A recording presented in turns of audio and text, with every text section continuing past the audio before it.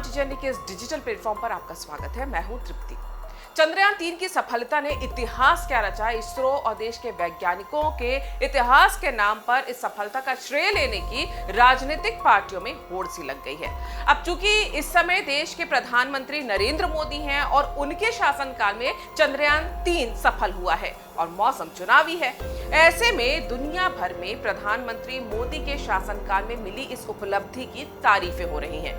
तो विपक्षी पार्टियां, विशेष तौर से कांग्रेस पार्टी और उसके नेता ऐसे बखान कर रहे हैं कि जैसे नेहरू ना होते तो देश में विज्ञान ना होता, कांग्रेस ना होती तो कोई वैज्ञानिक अनुसंधान ही भारत में ना होता।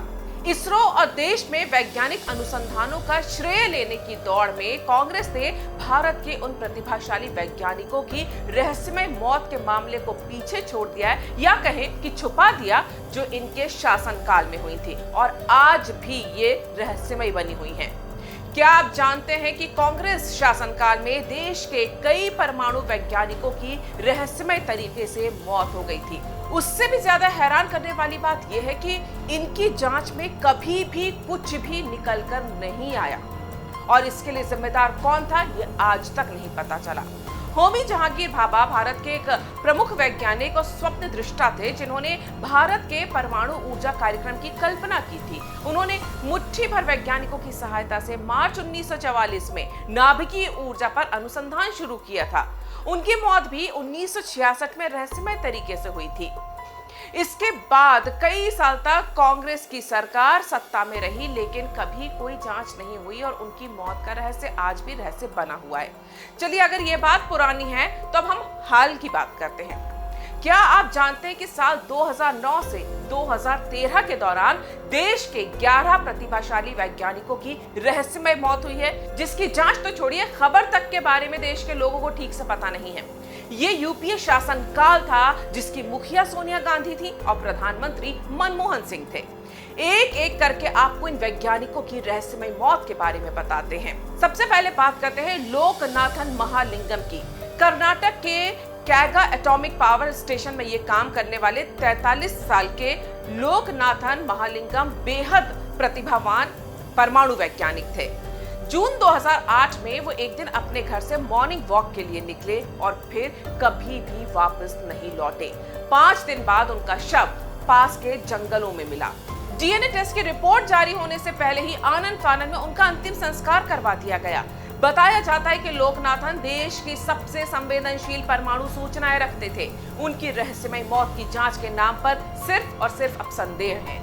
कोई कहता है कि जंगलों में वॉक करने के दौरान तेंदुआ उन्हें खा गया, या उन्होंने आत्महत्या कर ली, या किसी ने उनका अपहरण करके उनकी हत्या कर दी। पुलिस की जांच किसी नतीजे पर नहीं पहुंची, लेकिन माना जाता है कि उनकी हत्या की गई। अब सुनिए एम पद्मनाभन अय्यर की कहानी। भाभा एटॉमिक रिसर्च सेंटर यानी बार्क में इंजीनियर पद्मनाभन का शव 23 फरवरी 2010 को मुंबई के ब्रीच कैंडी में उनके घर के पास बरामद किया गया था। 48 साल के अय्यर बिल्कुल स्वस्थ और खुशमिजाज हुआ करते थे। पुलिस की जांच में घर में किसी बाहरी का सुराग या फिंगरप्रिंट वगैरह नहीं मिले थे। फॉरेंसिक जांच में उनकी मौत का कारण अज्ञात यानी अनएक्सप्लेन्ड बताया गया। जब काफी समय तक इस मौत का कोई सुराग हाथ नहीं लगा तो 2012 में पुलिस ने मामले की फाइल ही क्लोज कर दी। हालांकि फॉरेंसिक रिपोर्ट आज भी चीख चीख कर बताती है कि पद्मनाभन अय्यर की मौत सामान्य नहीं थी।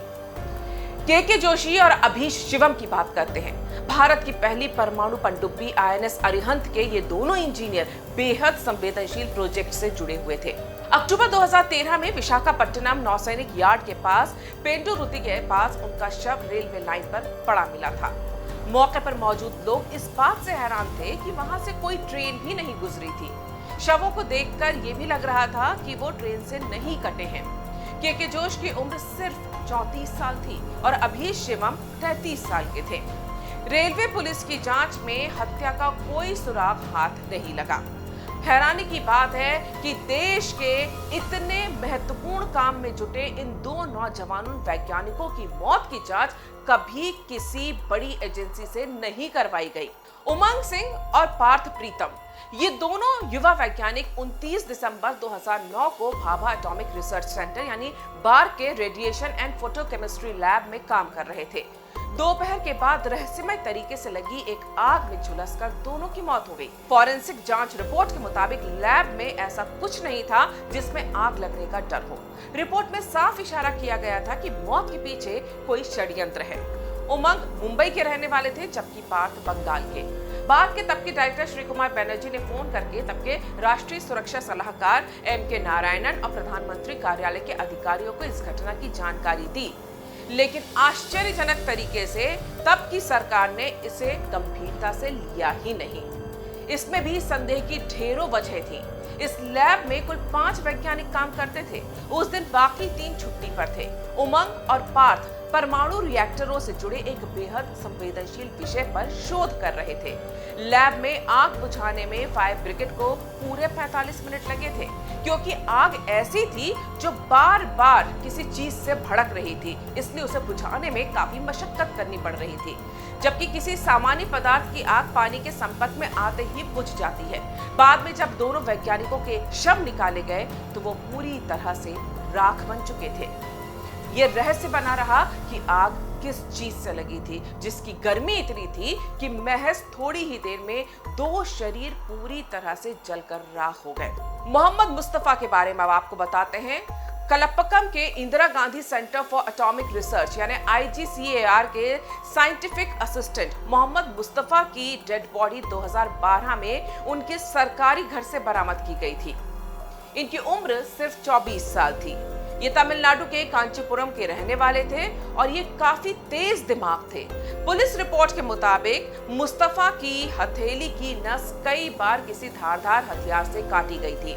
एक डेथ नोट भी मिला था, लेकिन उसमें खुदकुशी की कोई वजह नहीं लिखी थी। पुलिस को कोई सुराग नहीं मिला और जांच बंद कर दी गई। इसी तरह तीतस पाल की बात करते हैं, जो बार्क में काम करने वाली एक साइंटिस्ट थी जिनकी उम्र मात्र 27 साल थी। ट्राम्बे के कैंपस में 14वीं मंजिल पर अपने फ्लैट के वेंटिलेटर पर लटकती हुई ये पाई गई थी। पहली नजर में तो ऐसा लगा कि ये खुदकुशी का मामला है। उस दिन 3 मार्च 2010 की तारीख थी। तीतस पाल के पिता ने पुलिस को बताया कि उनकी बेटी कोलकाता में अपने घर से 3 मार्च को ही मुंबई पहुंची थी और सुबह 10 बजे उसने ऑफिस ज्वाइन किया था। ये कैसे संभव है कि घर से हंसी खुशी लौटी उनकी बेटी मुंबई पहुंचते ही शाम तक खुदकुशी कर ले। बात करते हैं उमा राव की, जो 28 साल तक भाभा एटॉमिक रिसर्च सेंटर में काम कर चुकी थी। उमा राव ने 30 अप्रैल 2011 को कथित तौर पर खुदकुशी कर ली। पुलिस जांच में बताया गया कि वो बीमार थी और उसके कारण डिप्रेशन में चल रही थी। मुंबई के गोवंडी में 10वें फ्लोर पर उनके फ्लैट पर पड़े शव को सबसे पहले उनकी नौकरानी ने देखा था। उसने पास ही रहने वाले उनके बेटे को फोन करके इसके बारे में बताया। पता चला कि उमा राव ने नींद की गोलियों का ओवरडोज लिया था।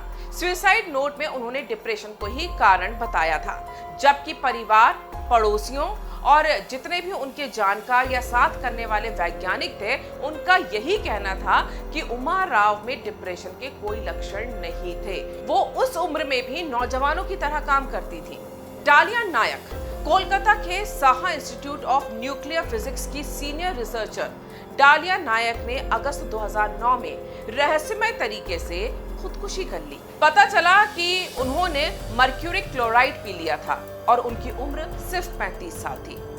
डालिया के साथी वैज्ञानिक इस घटना से काफी हैरान थे। उन्हें भरोसा ही नहीं था कि डालिया के पास खुदकुशी का कोई कारण था। महिला कर्मचारियों ने इस घटना की CBI जांच की मांग की थी, लेकिन बाकी केसों की तरह इस केस में भी तब की सरकार ने उदासीनता दिखाई और वही हुआ, नतीजा कुछ नहीं निकला। तिरुमला प्रसाद टेंका सिर्फ 30 साल के तिरुमला प्रसाद इंदौर के Raja Ramanna centre for advanced technology में साइंटिस्ट थे। अप्रैल 2010 में उन्होंने खुदकुशी कर ली। पुलिस को एक सुसाइड नोट मिला जिसमें अपने सीनियर्स के हाथों उन्होंने मानसिक तौर पर प्रताड़ित किए जाने का उसमें उल्लेख किया था। सीनियर्स के खिलाफ केस भी हुआ, लेकिन कुछ दिन बाद मामला रफा दफा हो गया। तिरुमला प्रसाद एक महत्वपूर्ण न्यूक्लियर प्रोजेक्ट पर काम कर रहे थे।